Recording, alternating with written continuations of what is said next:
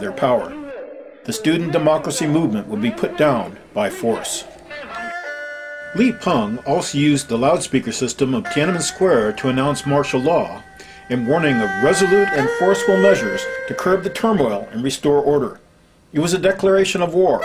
He was calling in the army to crush the student movement. On May 20th, the People's Liberation Army was authorized to clear the streets. Upon hearing the news, students began to shout, "Li Peng step down," and "Long live Zhao Ziyang." The following day, the hunger strike would end, but as Zhao had warned, it was too late.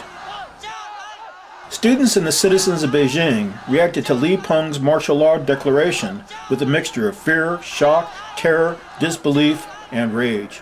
"Hooligan government," they began to shout. "Kill Li Peng. We will fight to the end." Slogans and posters began appearing opposing martial law. Students and citizens were chanting, "Down with Li Peng, down with Yang, down with Deng." The last time the People's Liberation Army entered Beijing was in 1949 and was welcomed by the people as liberators. There was a saying in China, "The army was fish, the people like water. The army cannot live without water." That evening, tanks and trucks filled with soldiers began to rumble towards Beijing. Over 22 divisions from 13 PLA armies were sent to enforce martial law.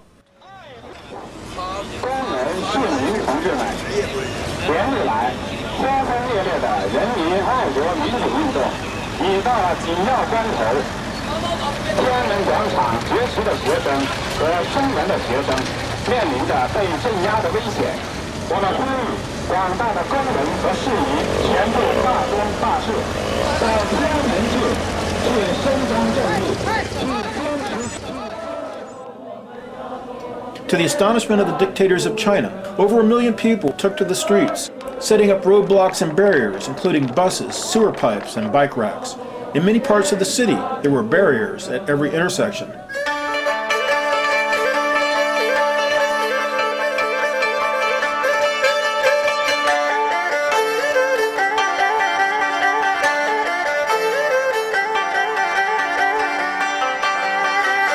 All over the city, hundreds of military trucks were blocked by students, men, women, children, and the aged. The troops were stuck in a sea of people. Parents carrying children on their shoulders stood in front of the convoys, blocking the way. Soldiers were offered tea and cigarettes. They were told that the students were good and patriotic, that the students loved China, and it was the patriotic duty of the soldiers to support them, to support the people. Children, students, and old women pleaded with soldiers not to attack the city.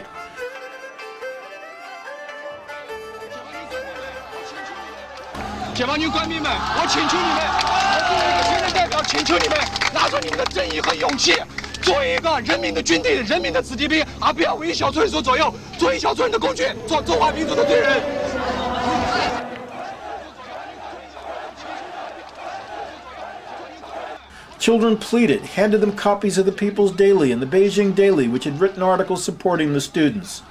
Soldiers were surprised, even shocked. They had been forbidden to read newspapers, watch TV, or listen to the radio, and they had been told nothing about the demonstrations or the reasons they had been sent to Beijing. Over 1 million people were guarding the streets, and over 100 top army commanders refused to attack unless they received orders in writing from Deng Xiaoping.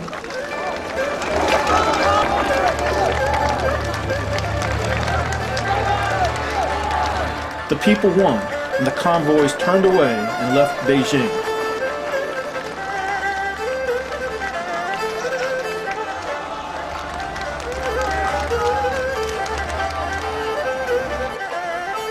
Deng was so humiliated, angered, and frightened that he ordered 2 of the top military generals to pay personal visits to every top commander. They were warned, next time, they and their soldiers should obey their orders, or they would be shot. 1 million people marched the next day, calling on Li, Yang, and Deng to resign.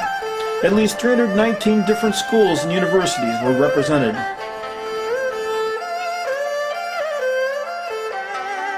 And millions had come forward not because of what this or that leader had said, but because they yearned for freedom and democracy and the end of corruption.